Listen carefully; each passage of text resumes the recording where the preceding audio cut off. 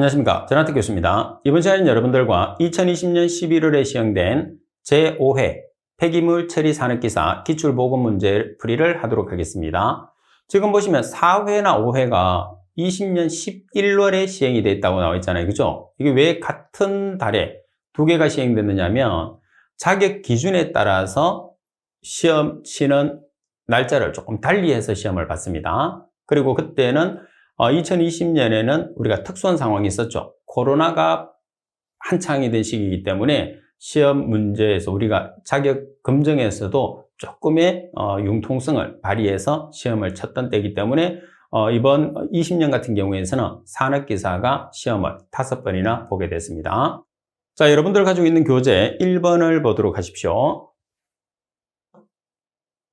자, 문제 1번에 보시게 되면 폐기물 1kg을 분석한 결과 조성과 다음과 같을 때 듀룡식을 이용해서 저위 발열량을 계산하시오.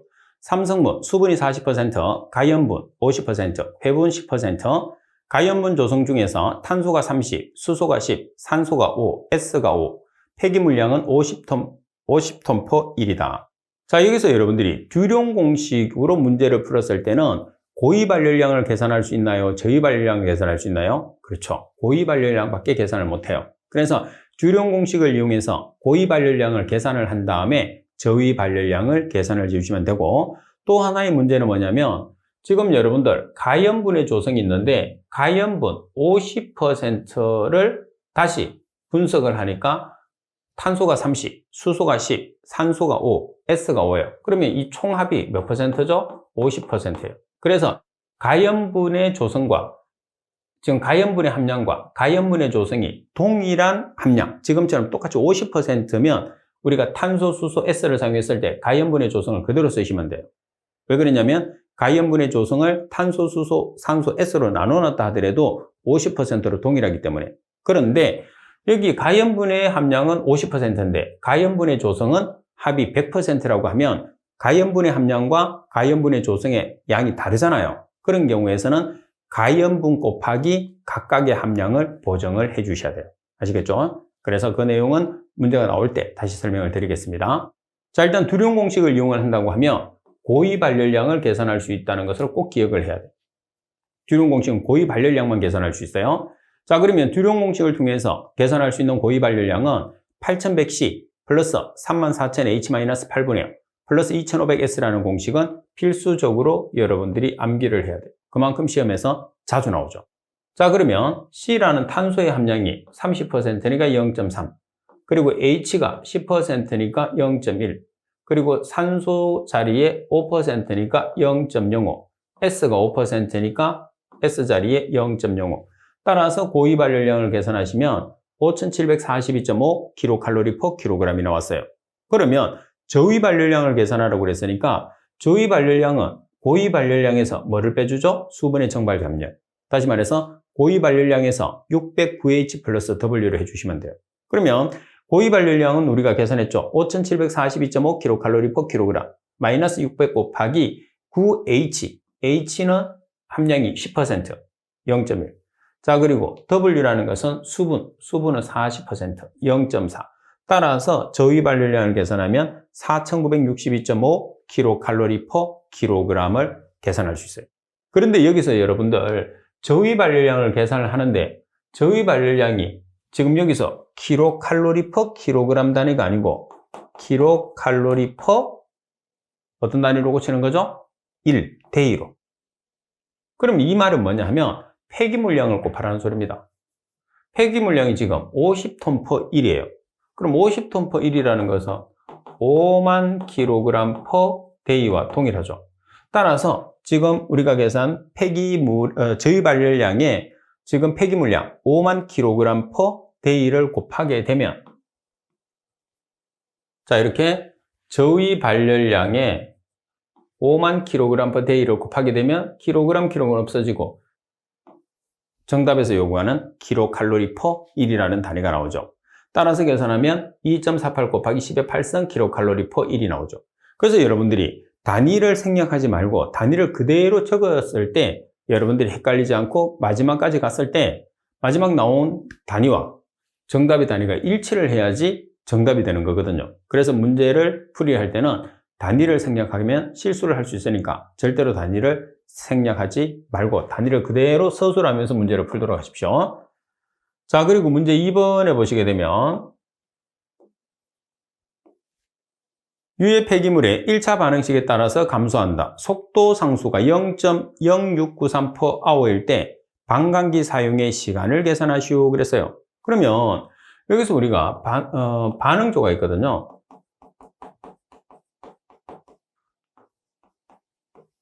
자, 반응조로 들어가는 C0를 초기 농도라고 합니다.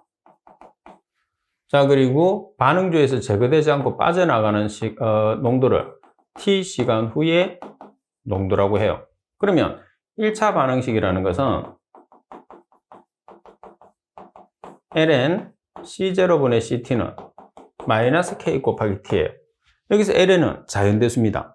그럼 반감기라는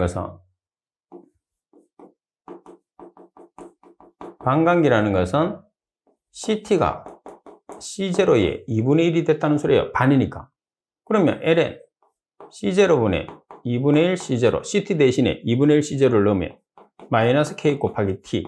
따라서 반감기를 이용하면 ln, 이 값이 2분의 1이죠. 는 마이너스 KT라는 식으로 우리가 만들 수 있죠. 자, 그래서 여기에서 여러분들이 속도 상수가 K거든요. 이 K를 여기다 대입하면 마이너스 0.0693/h를 대입하면 T라는 값을 계산할 수 있겠죠.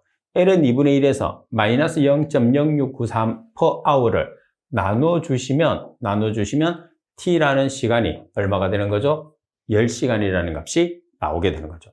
자, 그래서 전반적으로 우리가 문제를 풀었을 때는 첫 번째, 반감기라는 조건이 주어져요. 자, 반감기니까 ln 2분의 1은 마이너스 K 곱하기 T. 여기에서 K를 계산을 합니다. 자, 그리고 1차 반응식을 이용을 해서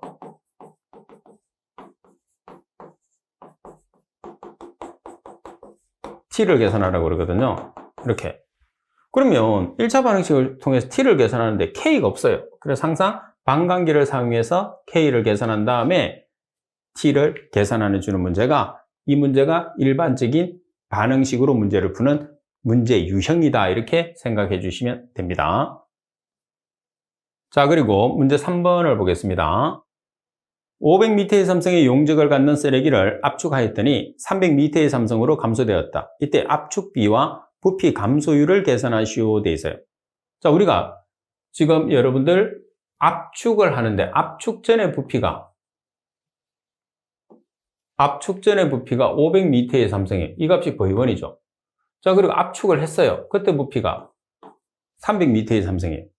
그럼 압축 전의 부피 V1이 500m의 삼성, 압축 후의 부피 V2가 300m의 삼성. 그럼 뭐를 계산할 수 있죠? V1과 V2를 통해서 압축비를 계산할 수 있어요. 그럼 압축비는 500m의 삼성 나누기 300m의 삼성이 되는 거죠. 따라서 1.67이 됐어요. 자, 그런 다음에 또 뭐를 계산하느냐 하면 부피 감소율을 계산하라고 그랬어요. 그러면 전반적으로 우리가 부피 감소율이라는 것은 두 가지식이 있거든요. 자, 부피 감소율이라는 것은 1 마이너스 V2 나누기 V1 곱하기 100. 자, 그리고 1 마이너스 1 나누기 CR 곱하기 100. 이렇게 했어요. 그래서 지금 문제 조건에서는 V1과 V2를 통해서 압축비를 계산을 했잖아요. 그런 다음에 부피 감소율을 계산을 하시오. 이렇게 문제가 나왔는데 지금은 뭐를 이용을 했느냐 하면 압축비를 이용을 했어요. 그래서 1.67이라는 압축비를 이용을 해서 여기에 1.67이라는 압축비를 이용해서 뭐를 계산했느냐 하면 부피 감소율을 계산했죠. 자, 그러면 이 문제 같은 경우에서는 압축비를 계산을 하고 그 압축비를 이용해서 부피 감소율을 계산하시오. 이렇게 문제가 나올 수 있거든요. 그런 경우에서는 풀이처럼 압축비를 계산해서 부피 감소율을 계산을 해 주셔야 되고, 반면에 지금 문제처럼 압축비 CR과 부피 감소율을 계산하시오. 이렇게 문제가 나오게 되면 이 식을 그대로 쓰셔도 돼요. 1 마이너스 V2 나누기 V1 곱하기 100을 사용해서 부피 감소율을 계산하셔도 돼요. 그럼 V2 자리에 300m의 삼성, V1 자리에 500m의 삼성을 대입해서 계산하셔도 관계가 없습니다. 그래서 문제 단서에서 어떤 단서가 주어졌느냐에 따라서 우리가 어떤 식을 쓸 것이냐를 판단을 해서 문제를 풀어주시면 됩니다. 자, 그리고 문제 4번을 보겠습니다. 인구수가 20만 명인 어떤 도시에서 쓰레기 발생량이 1.5kg/인일이고 발생되는 쓰레기를 인부 50명이 수거 운반할 때 MHT의 값을 계산하시오. 1일 8시간 작업한다고 되어 있어요. 그러면 MHT라는 것은 단위가 man, hour 나누기 톤이에요. 여기서 man이라는 것은 수거 인부 수, hour라는 것은 수거 인부가 하루에 작업하는 시간, 톤이라는 것은 폐기물의 수거 실적을 뜻하는 거죠. 자, 그러면 수거 인부를 한번 볼까요? 자, 지금 수거 인부는 50명입니다. 50명. 그리고 하루에 작업하는 시간은 8시간. 자, 그리고 쓰레기 발생량을 보시게 되면 하루에 한 사람이 발생되는 양이 1.5kg/인일. 그리고 인구수가 20만 명이에요. 그러면 인 없어지죠. 그리고 지금 보시다시피 man, hour, 톤은 t가 나누기 톤이거든요. 그래서 킬로그램을 톤으로 환산하기 위해서 얼마를 보정했느냐면 10의 마이너스 3성. 1톤은 10의 3승 킬로그램. 1kg은 10의 마이너스 3승 톤이니까. 그죠? 자, 그러면 여기서는 왜 연으로 하지 않느냐? 연은 할 필요가 없죠. 왜 그러냐면 우리가 폐기물의 발생량이 수거 실적이에요. 그래서 수거 실적이 1이니까 인부의 작업 일수도 1로 공통으로 나타내면 되죠. 만약 여기서 폐기물이 수거 실적이 연으로 나타냈으면 우리가 작업하는 시간도 연. 그래서 분자 분모의 단위를 동일하게 만들어줘서 계산해 주시면 됩니다. 따라서 계산하면 1.33 MHT라는 값이 나오게 되죠. 자, 그리고 여러분들 5번 문제를 보겠습니다. 페놀이 탄소가 6개, H가 5개, OH가 페놀입니다. 반면에 벤젠은 탄소가 6개고 H가 6개죠. 150mg/L의 이론적인 산소 요구량을 계산하시오. 자, 먼저 여기서 이론적인 산소 요구량을 계산하라 그러면 호기성 분해. 다시 말해서 산소를 찾아내기 때문에 호기성 분해 반응식을 완성하라는 소리입니다. 자, 그럼 여러분들 벤젠은 조금 전에 말씀드린 것처럼 벤젠은 C가 6개고 H가 6개. 그리고 페놀은 C가 6개고 H가 5개. H 한 개 자리에 OH가 붙어 있는 거예요. 그래서 둘 다 한번 호기성 분해를 시켜보겠습니다. 만약에 벤젠으로 나오면 산소하고 결합해서 C가 O하고 결합하면 CO2, H가 O하고 결합하면 H2O가 발생되거든요. 따라서 탄소 뒤에 있는 숫자가 CO2 앞에 갑니다. H 뒤에 있는 숫자가 H2 앞에 가요. 여기 H가 2개니까 2분의 6은 3. 자, 산소는 2개짜리가 6개, 12개, 1개짜리가 3개, 15개예요. 그럼 이렇게 오면 2분의 15는 7.5개. 그죠? 자, 그리고 페놀은 탄소가 6개고 H가 6개, O가 1개예요. 그죠? 탄소 6개, H 6개, O가 1개. 자, 그런 다음에 산소하고 결합을 해요. 그럼 CO2하고 H2O가 마찬가지 나오겠죠? 그럼 탄소 뒤에 있는 숫자가 CO2 앞에 갑니다. H 뒤에 있는 숫자가 H2 앞에. 2분의 6은 3이 되는 거죠. 자, 그리고 산소 2개짜리가 6개, 12개, 1개짜리가 3개, 15개. 15개인데 이렇게 다 오는 게 아니고 여기를 먼저 한 개를 줘요. 그럼 여기 몇 개? 14개. 2분의 14는 7. 그래서 두 개를 호기성 분해를 이렇게 시켜주면 돼요. 자, 그런 다음에 우리가 지금 페놀 150mg/L 질량 단위잖아요. 그럼 분자량을 써야 돼. 그래서 자, 이거 좀 지우겠습니다. 자, 우리가 질량이라는 킬로그램으로 계산했을 때는 반응식에 있는 개수 곱하기 분자량. 자, 그리고 최적으로 계산을 한다고 하면 S 밑에의 삼성이나 M 밑에의 삼성 같은 거예요. 개수 곱하기 22.4 이렇게 사용하시면 되죠. 자, 따라서 페놀의 분자량은 탄소 원자량이 10이잖아요. 12짜리가 6개, H 1짜리가 6개, 산소 16자리가 1개. 그래서 94. 자, 산소는 O2는 16자리가 2개. 32가 되는 거죠. 그래서 자, 페놀 94g일 때 산소 7 곱하기 32g은 페놀 150mg/L일 때 X. 따라서 대각선으로 곱해서 X를 계산하시면 357.45mg/L라는 값이 나오겠죠. 자, 그래서 계산하는 문제 같은 경우에서는 기초적인 내용만 잘 알고 있으면 여러분들이 문제를 쉽게 풀 수 있거든요. 그래서 단위 개념에 대한 내용이나 기초적인 내용을 제가 해드리면 그런 내용들을 수업을 마치고 바로 복습을 해서 여러분 것으로 만들어 주셔야 됩니다. 자, 그리고 6번. 연소 효율이 90%인 소각로에서 킬로그램당 발열량이 1500kcal인 폐기물을 소각할 때 불완전 연소에 의해서 열 손실이 5%라면 연소제의 열 손실이 얼마인지 계산하시오 돼 있어요. 그러면 연소제의 열 손실은 지금 보시다시피 연소제의 열 손실은 연소제의 열 손실 나누기 발열량 곱하기 100이에요. 근데 문제 조건에서는 뭐가 없어요? 연소제의 열 손실이 없어요.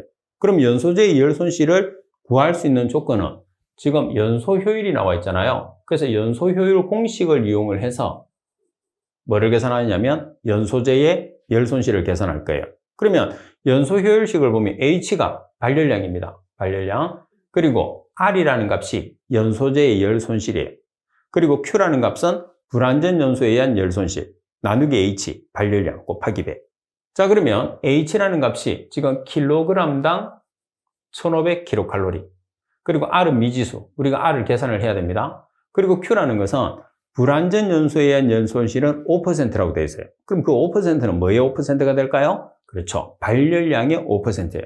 발열량이 1500kcal/kg이잖아요. 그래서 1500kcal/kg 곱하기 0.05. 이 값이 뭐가 되느냐면 불완전 연소에 의한 열 손실이 되는 거죠. 나누기 H 1500kcal/kg 전체 곱하기 100 해서 R 값을 계산을 하면 75kcal/kg이 돼요.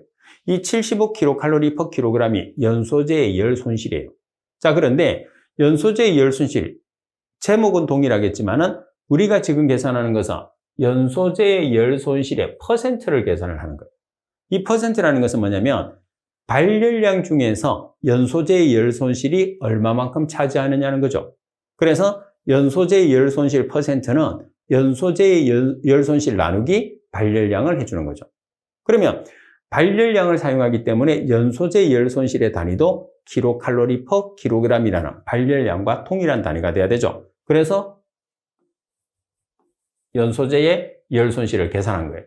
따라서 연소실의 열 손실 75kcal/kg이 발열량 1500kcal/kg에 비해서 얼마만큼 차지하느냐. 따라서 곱하기 100을 하면 5%가 차지가 된다. 이렇게 해서 우리가 연소제의 열 손실을 퍼센트로 계산을 주죠. 그래서 연소실의 열 손실을 kcal/kg으로 계산된 값을 발열량을 이용해서 연소제의 열 손실 퍼센트로 전환하는 문제다. 이렇게 생각하시면 되겠죠.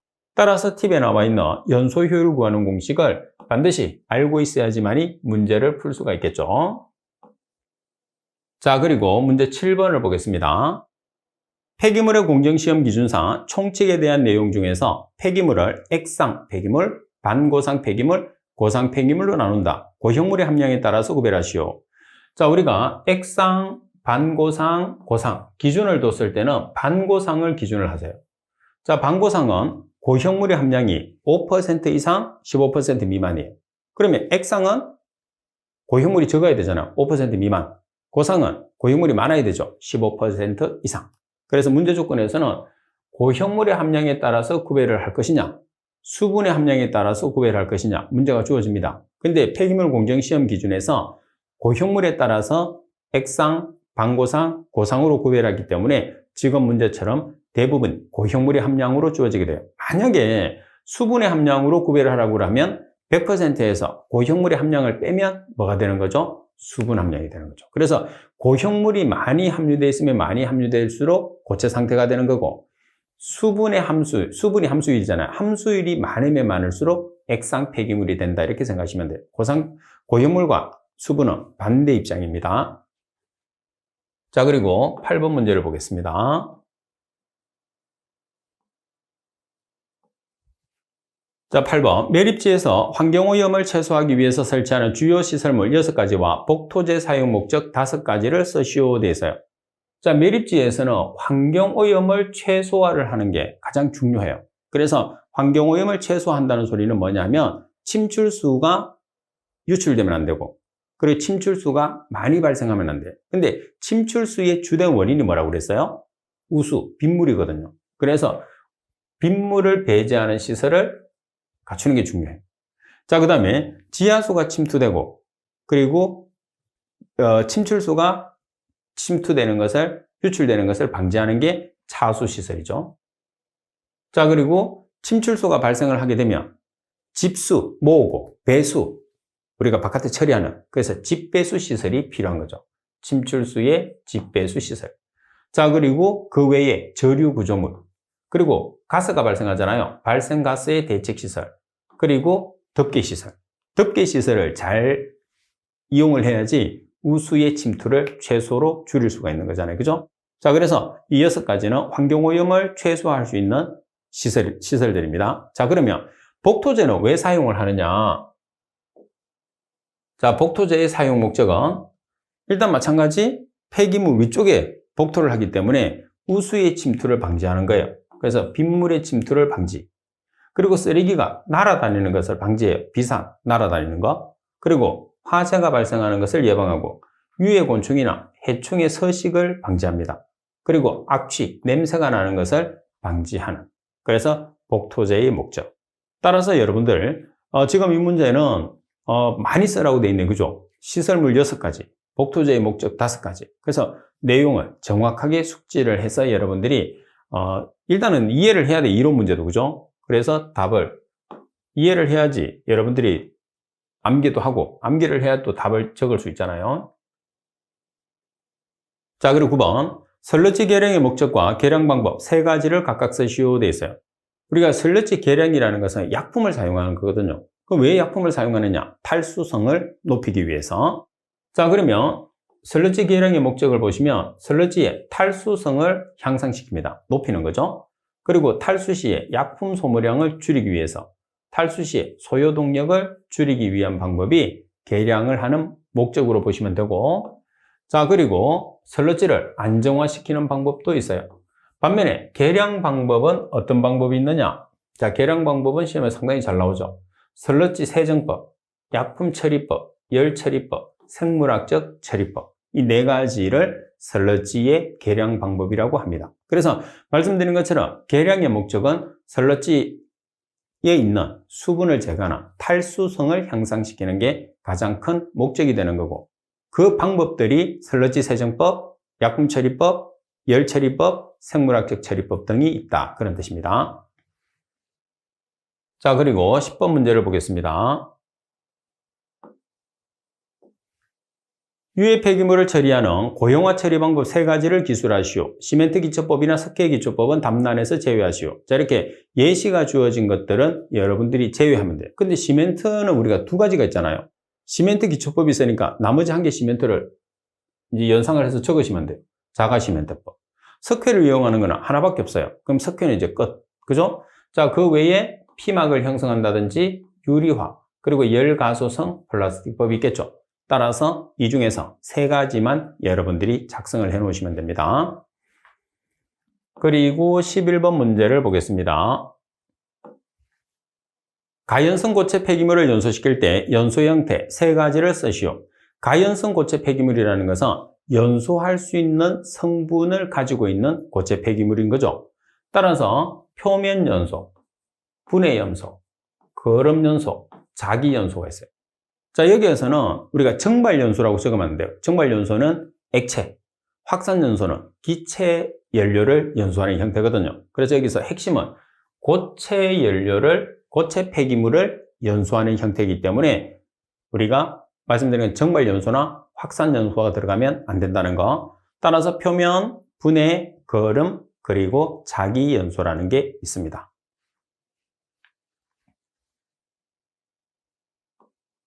자, 그리고 12번 문제를 보겠습니다.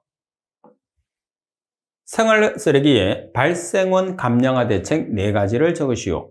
자, 말 그대로 발생원 감량화 달성이라는 것은 발생되는 곳에서 생활 폐기물을 줄이는 방법이에요. 그러면 자, 우리가 음식물에서 생활 폐기물, 음식물 중에 하나잖아요. 그럼 음식물에서 많이 나온단 말이에요. 그럼 어떻게 해요? 우리가 먹을 수 있는 것만, 반찬을 많이 차리는 게 아니고 먹을 수 있는 가짓수를 최소로 줄이는 거죠. 그리고 만드는 양도 식구들이 먹을 수 있을 정도로만. 그래서 가정보다는 식당에서 그런 것들을 우선적으로 선행을 하는 게 중요하죠.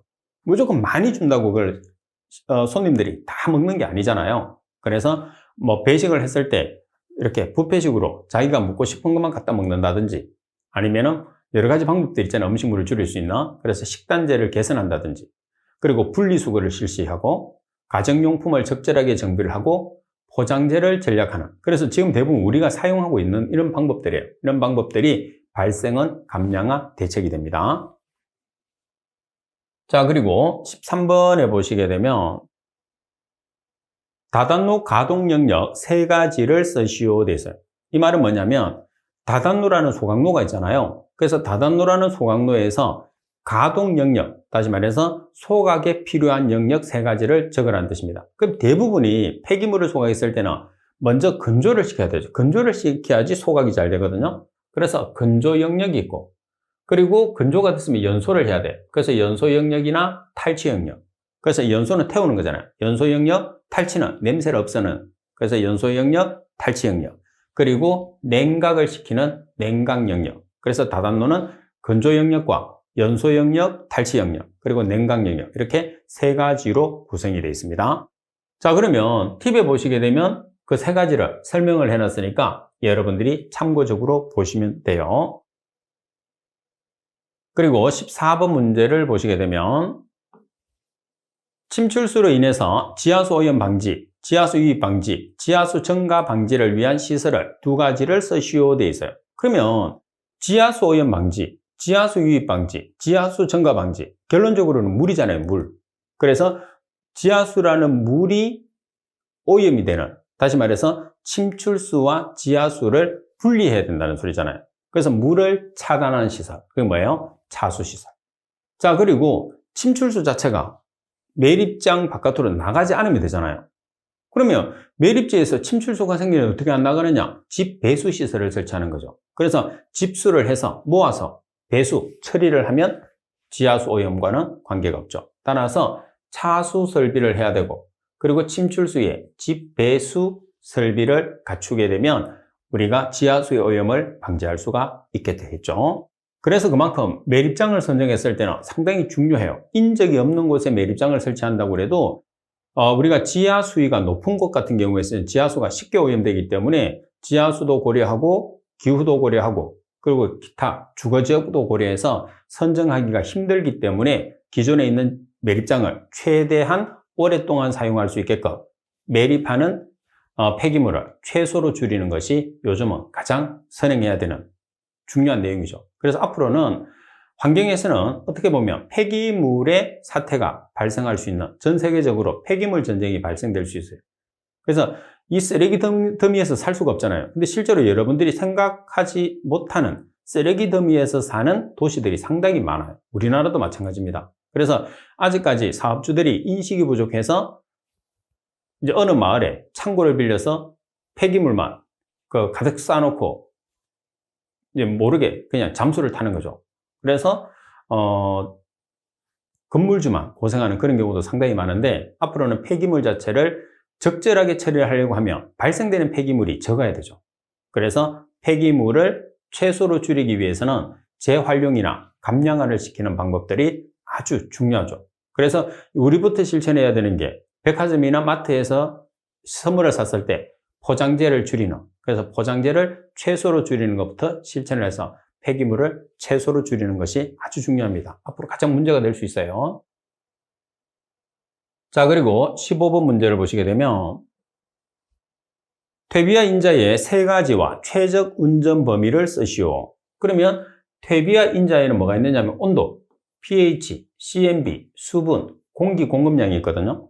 자, 여기에 최적 운전 범위를 쓰시오. 그러면 온도는 50에서 60도씨, pH는 6에서 8, CMB라는 게 탄소와 질소의 비죠? 30에서 50. 그리고 수분은 50에서 60%, 공급 공기량은 5에서 15%. 이 내용은 반드시 숙지를 해야 돼요. 상당히 시험에서도 자주 나오고 필기에서도 여러분들이 그 암기를 했을 거예요. 그러니까 잘 기억을 해 두셔야 됩니다. 자, 그리고 16번 문제를 보시게 되면 소각로의 연소실에서 연소가스와 폐기물의 흐름에 따라서 로의 본체 형식을 나눌 수 있다. 로의 본체 형식 4가지를 쓰고 간단하게 설명하시오. 자, 역류식이 있고 병류식, 교류식, 복류식이 있어요. 그죠? 근데 역류식과 병류식은 반대죠. 우리가 소각하는 폐기물의 특성도 반대고, 그리고 폐기물의 이송 방향과 가스의 흐름 방향도 반대가 되는 거죠. 그 반대라는 소리는 2개 중에 1개만 여러분들이 정확하게 공부를 해놓으면 상대방은 여러분들이 반대로 서술하면 된다는 소리예요. 그럼 먼저 역류식을 보겠습니다. 역류식을 다른 말로 향유식이라고 하죠. 수분이 많고 저위 발열량이 낮은 쓰레기예요. 다시 말해서 쓰레기의 질이 낮은 폐기물을 소각할 때 역류식을 쓴다는 거죠. 자, 그리고 연소가스의 흐름 방향과 폐기물의 이송 방향이 반대가 되는 거죠. 그러면 병류식은 우리가 보지 않더라도 수분이 적고 저위 발열량이 높은 양질의 폐기물을 소각했을 때 병류식을 쓰는 거예요. 그 다음에 연소가스의 흐름 방향과 폐기물의 이송 방향이 역류식이 반대라고 그랬으니까 병류식은 어떤 같은 방향이 되는 거죠. 폐기물의 이송 방향과 연소가스의 흐름 방향은 같은 방향. 그럼 2가지가 가장 핵심이니까 이 2가지는 반대 꼭 기억해야 돼요. 자, 그리고 교류식이라는 중간유식은 폐기물의 질의 변동이 심한 경우에 사용을 해요. 그래서 역류식과 병류식의 중간적인 형식. 반면에 복류식은 폐기물의 질이나 저위 발열량의 변동이 심한 경우에 사용을 합니다. 자, 그런데 복류식의 특징은 뭐냐면 출구가 2개가 있거든요. 출구가 2개가 있는데 그 출구 중에 1개가 댐퍼라는 걸 설치를 해서 그 댐퍼를 이용해서 오픈을 시킬 수도 있고 닫을 수도 있거든요. 그래서 개폐가 가능하게끔 하는 걸 우리가 댐퍼라고 그러는데 그 댐퍼를 이용을 해서 우리가 열 수도 있고 그리고 닫을 수도 있겠죠. 따라서 복류식 같은 경우에서는 역류식이나 병류식이나 교류식의 형식을 우리가 취할 수 있게끔 조절할 수 있는 게 복류식이 됩니다.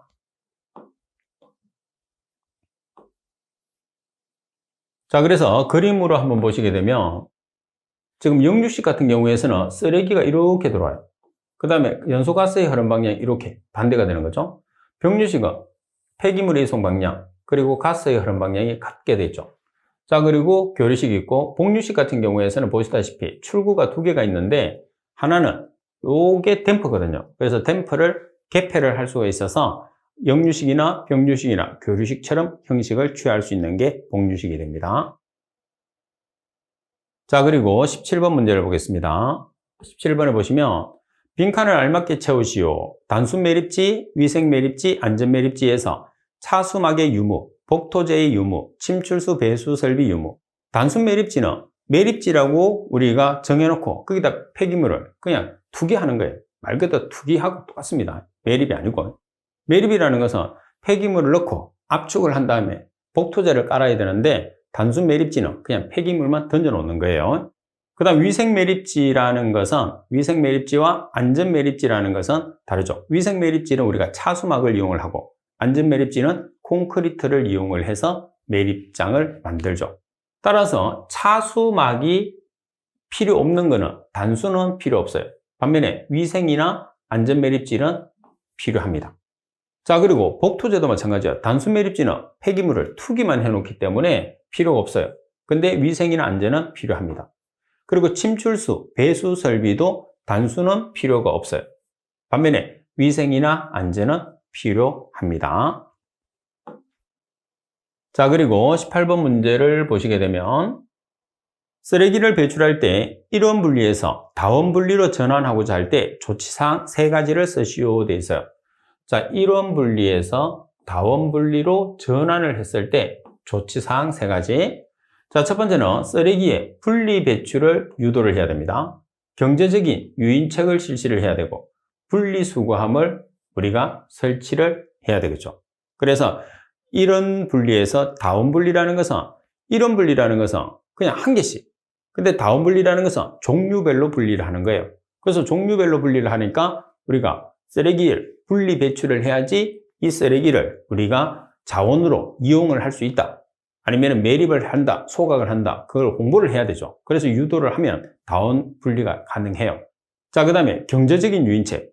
자, 여기서 우리가 재활용이나 예를 들어 판매할 수 있는 것들을 따로 분리를 해주면 아파트나 특히 이제 아파트에 사람이 많으니까 아파트에서 이제 얘들을 판매를 해서 뭐 어떤 기금으로 쓰겠다. 그죠? 그리고 이제 이렇게 우리가 분리를 할 수 있게끔 지금도 잘 돼가 있잖아요. 뭐 플라스틱 중에서 우리가 PT병 중에서도 무색 PT병 같은 경우는 별도로 우리가 수거를 하듯이 그래서 철, 유리 그리고 또 뭐가 있을까요? 플라스틱 그리고 이제 투명 PT병 이런 것들을 종류별로 분리할 수 있게끔 수거 분리함을 설치를 하게 되면 아무래도 다원 분리를 우리가 쉽게 할 수 있다는 거죠. 그 내용을 설명하고 있습니다. 자, 지금 여러분들이 보고 계시는 이 문제는 여러분들 선배들이 시험을 친 다음에 문제를 복원해서 제게 보내준 문제를 제가 재편집을 한 문제입니다. 따라서 여러분들이 시험을 친 다음에 문제를 복원해서 제게 보내주시면 제가 후배들을 가르치고 교재를 만드는데 아주 많은 도움이 돼요. 그래서 여러분들이 적극적인 참여가 꼭 필요합니다. 복원된 문제는 어디로 보내주시느냐 하면 KWE7002한메일넷 제가 사용하는 메일로 보내주시면 됩니다. 자, 그리고 항상 여러분들 수업이 끝나고 나면 다음 강좌를 보는 것도 중요하겠지만 반드시 복습을 먼저 하고 내용을 이해를 한 다음에 부족한 내용은 조금 이론책이나 교재의 내용을 참고해서 여러분들이 보충을 한 다음에 어느 정도 이해를 하고 다음 과정을 계속적으로 수강을 하게 되면 아주 효과적인 방법이 돼요. 그래서 제 생각에는 수업 한 강좌를 마치고 그리고 복습을 하고 그리고 복습이 끝나면 다음 강좌로 수강을 하기를 권해드립니다. 자, 이번 시간 수업은 이것으로 마치도록 하겠습니다. 수고하셨습니다.